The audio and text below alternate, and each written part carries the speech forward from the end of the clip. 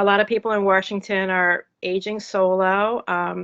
They may have either never partnered or have, family out of town, and so there's lots of challenges. And so a care manager steps in to be somewhat of like a professional daughter or son, where we support those needs that are very complex in terms of aging.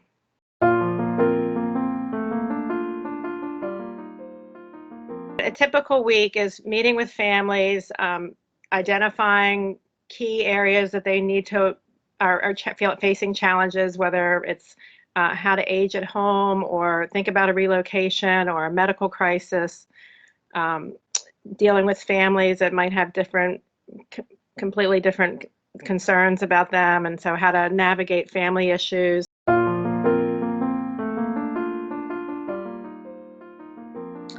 Yeah, facing our mortality is really essential to living well. There's a great saying that says, "Tell me how you want to live by telling me how you want to die." And the more we can bring that up to the forefront of our life, the more we can embrace life. And I think COVID has been a gift in that way. That we've seen a lot of illness and mortality, and it's stunning. And we've all felt like we're all on the edge of between life and death because of COVID. But in some ways, that's a great way to look at life, is that we can embrace it when we know that life is, we could be vulnerable.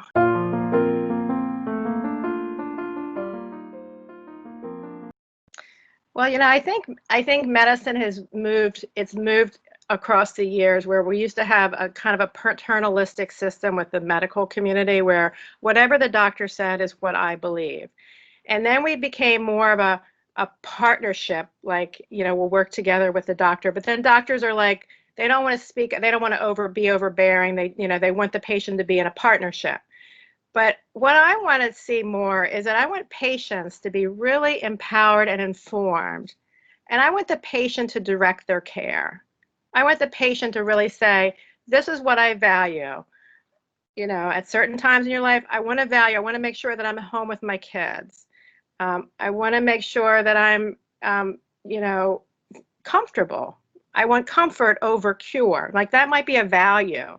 And so care needs to be directed by the patient. And every patient's different. Some patients want to have the full care, be in an ICU, and throw the book at me. Like, give me everything that treatment can offer. And medical treatment can offer a lot. I mean, it's lengthened our life expectancy, right? Like, people are living longer. But it's, a lot of people die in the hospital, and a lot of people don't want to die in the hospital, but we never know when to stop. And so if a patient can express what they want and direct their care, they have better chances of having a good death.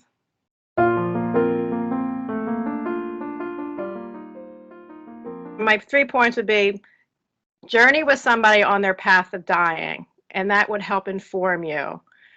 It's a powerful experience. Find a health advocate, a health proxy, and then be sure to record your wishes. And that is a real protection. It's a real security blanket.